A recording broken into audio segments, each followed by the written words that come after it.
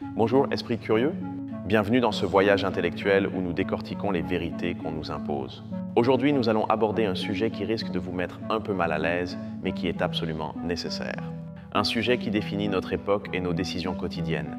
Vous avez sûrement ressenti cette petite fierté en choisissant un produit avec une étiquette écologique. Ce sac en tissu, ce café équitable, cette brosse à dents en bambou.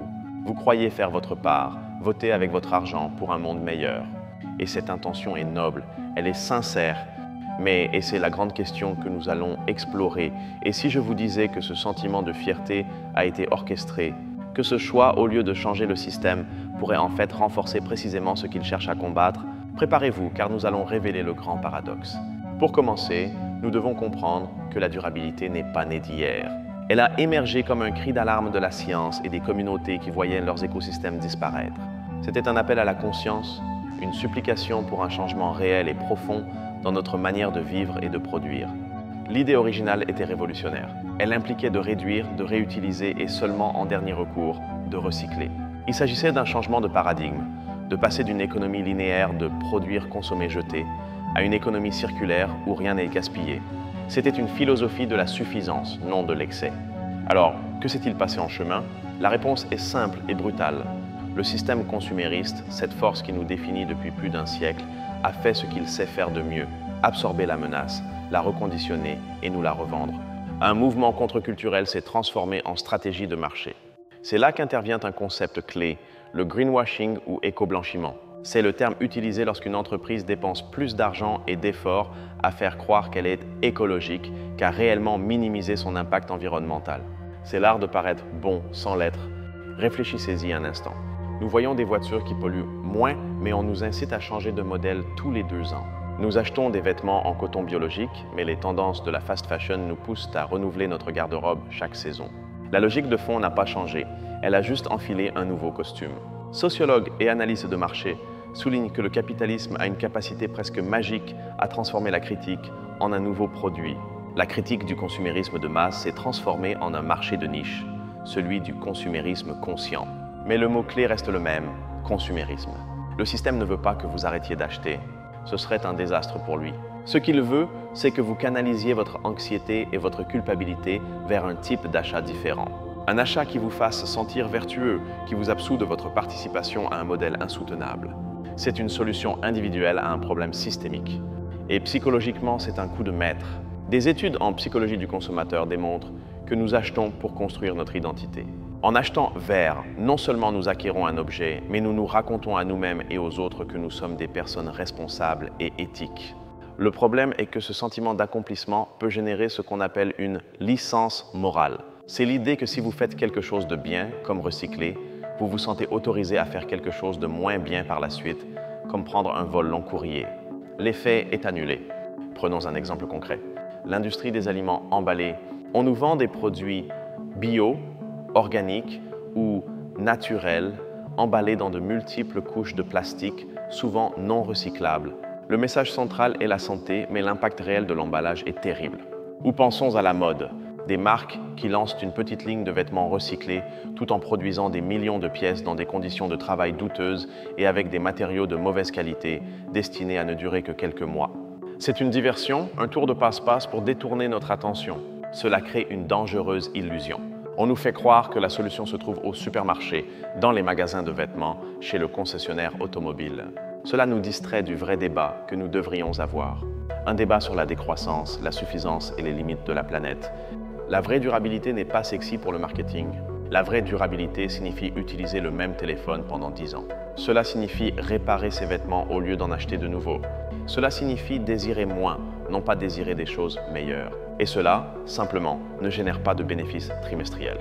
Des anthropologues culturels ont étudié comment nos sociétés sont passées de la valorisation de la durabilité à celle de la nouveauté. Auparavant, un objet était meilleur plus il durait. Une montre, un manteau, des meubles. C'étaient des symboles de qualité et ils se transmettaient de génération en génération. Cela s'est perdu. Maintenant, le moteur est l'obsolescence programmée. L'idée que les produits sont conçus pour tomber en panne ou pour devenir rapidement démodés. Même les produits durables tombent souvent dans cette logique. Votre bouteille d'eau réutilisable de la saison passée n'est plus à la mode. Vous avez maintenant besoin de la nouvelle.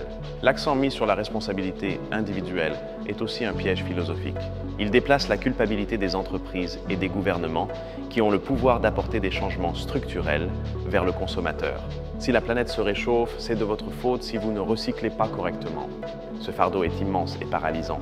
Il nous tient occupés à choisir entre 100 marques de lait d'avoine, pendant que les réglementations environnementales s'affaiblissent et que les grandes industries continuent d'opérer en toute impunité. C'est une stratégie de diviser pour mieux régner au niveau mondial. Ceci dit, cela ne signifie pas que vos actions n'ont aucune importance. Bien sûr qu'elles en ont. Réduire votre consommation, prendre des décisions conscientes et participer à votre communauté sont des actes puissants. Mais nous ne pouvons pas nous arrêter là. Nous ne pouvons pas croire que la solution se limite au moment où nous passons la carte de crédit. Le vrai changement est moins glamour. Il implique d'exiger des comptes. Il implique de soutenir des législations qui obligent les entreprises à être transparentes sur leur chaîne d'approvisionnement. Il implique de demander aux villes de meilleurs systèmes de transport public et de gestion des déchets. Cela implique en essence de changer le centre de notre identité. Cesser d'être principalement des consommateurs pour redevenir des citoyens. Un citoyen participe, exige et construit. Un consommateur ne fait que choisir parmi les options qu'on lui propose. Et c'est là la différence fondamentale que le système ne veut pas que vous voyiez. La prochaine fois que vous serez face à un produit vendu comme la solution définitive aux problèmes du monde, faites une pause. Demandez-vous, ce produit m'encourage-t-il à acheter moins à l'avenir ou me fait-il simplement me sentir bien de l'avoir acheté aujourd'hui? La réponse à cette question est révélatrice. La conclusion est dure mais libératrice. La durabilité en tant que tendance de marché est en grande partie un mirage. C'est le dernier et le plus ingénieux produit du consumérisme, celui qui vend l'absolution de nos péchés environnementaux sans exiger un véritable sacrifice. La vraie durabilité est un acte de rébellion. C'est une décision consciente de sortir de la spirale de l'insatisfaction constante qui alimente la consommation. C'est trouver le bonheur dans ce que nous avons déjà, dans nos relations et nos expériences, non pas dans notre prochaine acquisition. Alors non, acheter un t-shirt en coton biologique ne va pas sauver le monde. Mais comprendre pourquoi on vous le vend avec tant d'insistance, cela peut être le premier pas pour commencer à le changer vraiment. La conscience est le premier champ de bataille. Nous avons vu comment un idéal noble a été absorbé par le marché, comment notre psychologie est exploitée pour nous maintenir dans l'achat et comment la responsabilité est déviée vers nous. C'est un tableau complexe, sans aucun doute, mais ce n'est pas une impasse si nous savons où regarder. La vraie solution n'est pas dans un produit, mais dans un processus d'apprentissage, de remise en question et d'action collective. Cela exige que nous soyons plus sceptiques face au marketing et plus empathiques envers la planète et les autres. Cela nécessite un changement culturel profond. Nous devons apprendre à différencier la durabilité de façade de la vraie durabilité. La première vous demande votre argent, la seconde vous demande votre temps, votre intelligence et votre engagement. L'une est facile et l'autre est difficile. Devinez laquelle a le pouvoir de changer les choses.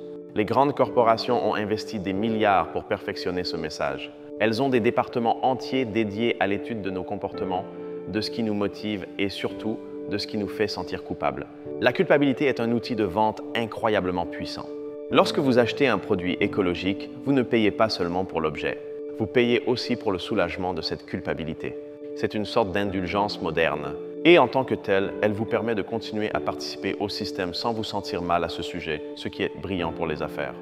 Pensons au langage qu'ils utilisent. Des mots comme pur, naturel, terre, conscient, ce sont des termes évocateurs qui font appel à nos émotions les plus profondes, à un désir de connexion avec quelque chose de plus authentique dans un monde artificiel. C'est de la poésie au service du profit. Cette stratégie est si efficace parce qu'elle exploite une dissonance cognitive réelle.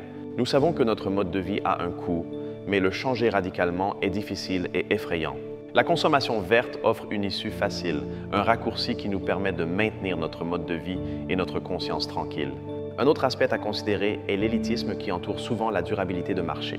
Les produits biologiques, les vêtements de marque durable, les voitures électriques, ils sont souvent beaucoup plus chers, transformant l'acte de sauver la planète en un symbole de statut social.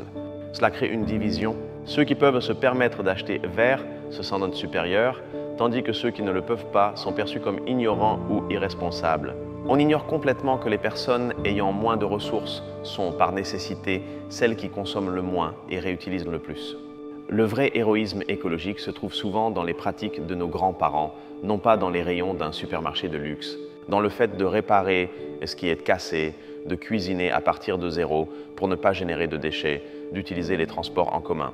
Des actions qui ne font pas les gros titres et ne peuvent pas être vendues. La narration de la consommation verte nous vend aussi l'idée d'une solution technologique indolore.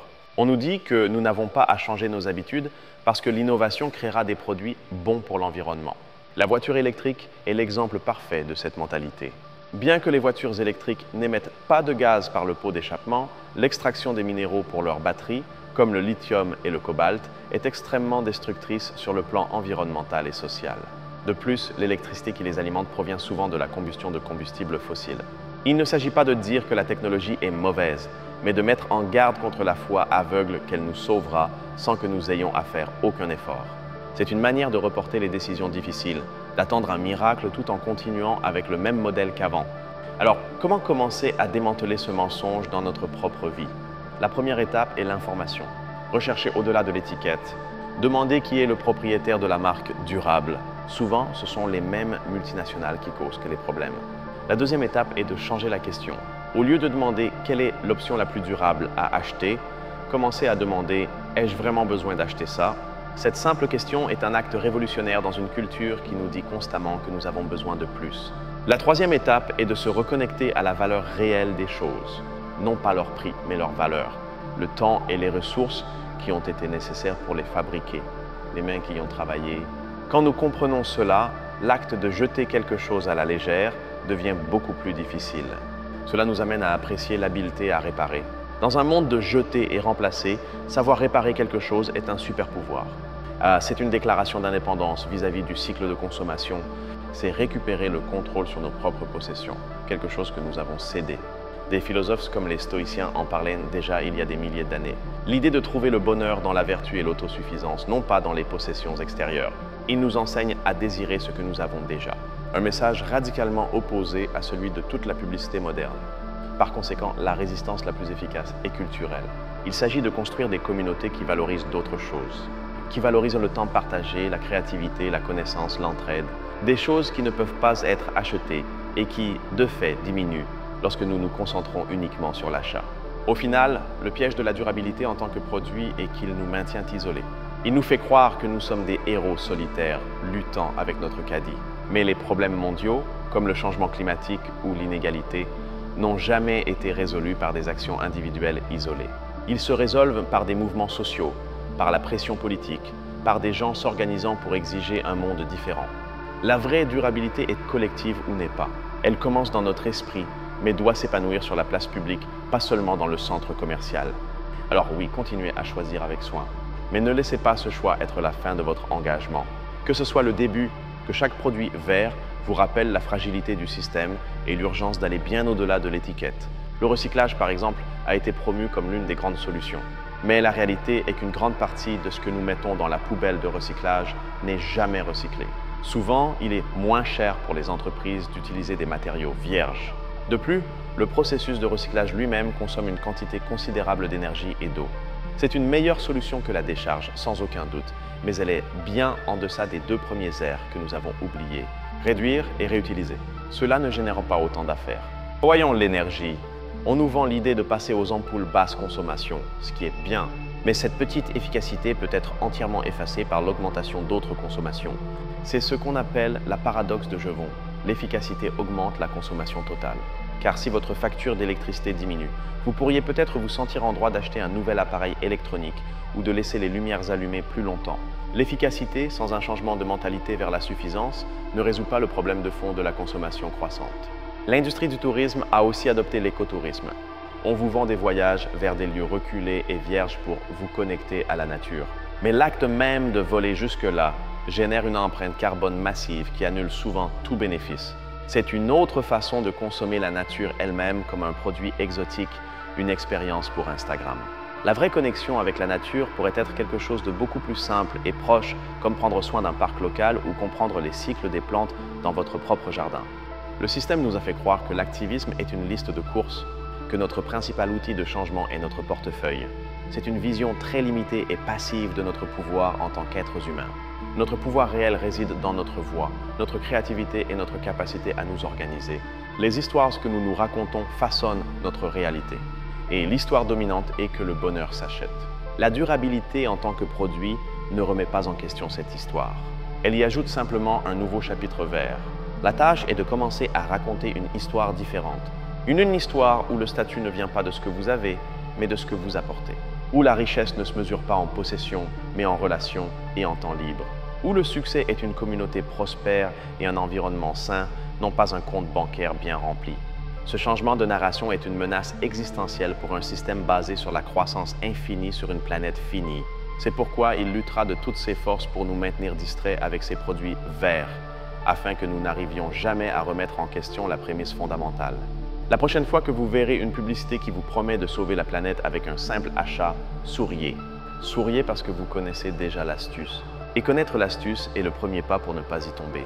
C'est l'éveil de la conscience critique. Rappelons que nous ne sommes pas la première génération à faire face à cela. Des mouvements comme le minimalisme ou la simplicité volontaire parlent de ces sujets depuis des décennies. Ce sont des sources de sagesse auxquelles nous pouvons recourir pour trouver des façons de vivre mieux avec moins. Il ne s'agit pas de vivre dans une grotte et de renoncer à toute technologie. Il s'agit d'être intentionnel, de choisir consciemment le rôle que nous voulons que les possessions jouent dans notre vie, au lieu de laisser la publicité et la pression sociale décider pour nous. Le système nous veut anxieux, insatisfaits et constamment en train de nous comparer aux autres, parce qu'une personne contente et sûre d'elle n'est pas une bonne consommatrice. La paix intérieure est l'ennemi numéro 1 du marketing. La vraie durabilité commence là. Cette réflexion ne cherche pas à générer du désespoir, mais tout au contraire. Elle cherche à nous autonomiser. En comprenant la logique du système, nous cessons d'être ses pions. Nous pouvons commencer à jouer notre propre jeu, avec nos propres règles, basées sur nos propres valeurs. C'est un chemin plus exigeant, sans aucun doute. Il n'offre pas de solution instantanée, ni de gratification immédiate. Mais c'est un chemin plus authentique et, à la longue, bien plus satisfaisant. C'est le chemin de la construction d'une vie avec un but, au lieu de simplement en consommer une. Le consumérisme vert nous offre un placebo. Il soulage le symptôme, qui est notre conscience coupable, mais ne fait rien pour guérir la maladie, qui est le modèle de production et de consommation insoutenable. Nous devons rejeter le placebo et exiger la vraie médecine. La vraie médecine inclut des choses comme les taxes carbone, les lois sur la responsabilité élargie du producteur, l'investissement massif dans les énergies renouvelables et une transition juste pour les travailleurs des industries polluantes. Ce sont des sujets complexes, pas des slogans sur un emballage. Notre énergie est finie. Si nous la dépensons tout à être des consommateurs parfaits, il ne nous restera rien pour être des citoyens actifs. Le système le sait, et c'est pourquoi il nous maintient sur le tapis roulant de la consommation éthique, toujours à la poursuite du prochain produit parfait. Sortir de cette roue est un acte de libération personnelle et politique. C'est récupérer notre temps, notre énergie et notre attention pour les concentrer sur ce qui importe vraiment. C'est un changement de perspective qui altère tout, de la façon dont nous regardons les informations à la façon dont nous passons le week-end. La publicité nous a raconté une histoire d'individualisme héroïque. Toi, le consommateur, tu peux sauver le monde avec tes choix. C'est une narration très attrayante, très américaine, mais elle est fondamentalement fausse. Les grands changements de l'histoire ont toujours été collectifs. Imaginez si toute l'énergie que nous dédions à chercher quelle marque de shampoing est la moins nocive, nous la consacrions à organiser une campagne dans notre communauté pour interdire les plastiques à usage unique. L'impact serait incomparablement plus grand. C'est une question d'échelle. L'objectif final du système n'est pas de détruire la planète. L'objectif est le profit. Si la destruction de la planète est un effet secondaire, ils l'acceptent. Si vendre des produits verts génère plus de profit, ils le feront.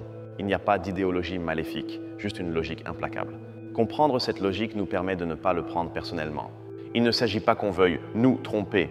Il s'agit du fait que le système est programmé pour croître et tout transformer en marchandise. Notre conscience, notre culpabilité, notre espoir, tout est matière première. La prochaine fois que vous sentirez la tentation d'acheter quelque chose pour vous sentir mieux, pour apaiser votre anxiété climatique, arrêtez-vous. Respirez et au lieu de cela, cherchez une action qui vous connecte aux autres. Une action qui construit le pouvoir communautaire. C'est ça l'antidote. Ne vous blâmez pas d'être tombé dans le piège. Nous l'avons tous fait. Il est conçu par les esprits les plus brillants en publicité et psychologie pour être presque irrésistible. Le pas important n'est pas de ne jamais avoir trébuché, mais de s'en rendre compte et de décider de marcher dans une direction différente. Car au final, la planète n'a pas besoin de plus de consommateurs conscients. Elle a besoin de plus de citoyens éveillés, moins d'acheteurs et plus d'activistes, moins de gens cherchant le salut dans un produit et plus de gens construisant un avenir différent ensemble. Cette perspective nous libère du fardeau de la perfection. Vous n'avez pas à être l'écologiste parfait. Vous n'avez pas à tout faire parfaitement. Vous devez juste être conscient, être critique et être prêt à agir au-delà de votre rôle de consommateur. C'est plus que suffisant. Rappelez-vous, le système vous veut occuper et vous sentant coupable. La rébellion, c'est d'être informé et organisé. La durabilité en tant que produit est la dernière grande distraction. Ne la laissez pas vous éloigner de la vraie lutte, celle qui se déroule dans les communautés, dans les lois et dans les idées. Le chemin vers une société véritablement durable est long et plein de contradictions. Mais il commence par l'honnêteté intellectuelle d'appeler un chat un chat. Et la durabilité de marché est avant tout une affaire, non pas un mouvement de salut. Alors, la question n'est pas quoi acheter. La question est qu'allons-nous construire ensemble, maintenant que nous savons que la solution n'est pas sur l'étagère d'un magasin. Le vrai pouvoir a toujours été entre nos mains, non pas dans nos portefeuilles. Nous avons vu comment le consumérisme se déguise en solution, utilisant notre désir de bien faire pour se perpétuer. C'est une illusion confortable qui nous absout de la difficile tâche d'exiger un changement réel et structurel. Mais reconnaître le subterfuge est le premier pas pour le désarmer. La vraie durabilité ne s'achète pas, elle se pratique. Elle se trouve dans la communauté, dans la réduction consciente, dans la réparation et dans la participation citoyenne. C'est un changement profond de valeur, de voir le monde non pas comme un entrepôt de ressources, mais comme notre seule maison. Au final, la réponse à notre question initiale est claire. La durabilité en tant que tendance est, pour la plus grande partie, le dernier et le plus brillant produit du consumérisme. Un piège qui nous fait nous sentir bien pendant que le système reste intact. Mais le fait que vous soyez ici à réfléchir à cela démontre que la conscience grandit, qu'il y a une soif de vérité au-delà des slogans publicitaires. Et cette conscience est la graine du vrai changement dont notre monde a désespérément besoin. La prochaine décision n'est pas quel produit choisir, c'est quel rôle vous allez jouer, celui de consommateur passif ou celui de citoyen actif. Le choix nous appartient et de lui dépend l'avenir que nous construirons. Ne sous-estimez pas le pouvoir d'un esprit éveillé. J'espère que cette déconstruction vous aura apporté de la valeur et une nouvelle perspective. Parfois, les vérités les plus inconfortables sont celles qui nous font le plus grandir et celles qui nous poussent à agir de manière que nous ne croyions pas possible. Merci de m'avoir accompagné dans cette réflexion si nécessaire, d'avoir osé regarder derrière le rideau et de remettre en question les narratifs qu'on nous a vendus. Votre curiosité est l'outil le plus puissant que vous ayez pour naviguer dans ce monde complexe. La vraie conversation, celle qui compte vraiment, commence maintenant, dans les commentaires. Je veux savoir ce que vous en pensez. Croyez-vous qu'une consommation véritablement éthique est possible au sein du système actuel ou la seule issue est-elle un changement radical? Votre opinion enrichit ce dialogue. Il n'y a pas de réponse facile, mais ensemble, nous pouvons construire une compréhension plus profonde. Chaque commentaire est une brique supplémentaire dans la construction d'une conscience collective. N'hésitez pas à partager votre perspective. Et si ce type de contenu qui défie le statu quo résonne en vous, abonnez-vous et activez les notifications. Ensemble, nous continuerons à dévoiler les secrets de notre société. À la prochaine, Esprit curieux.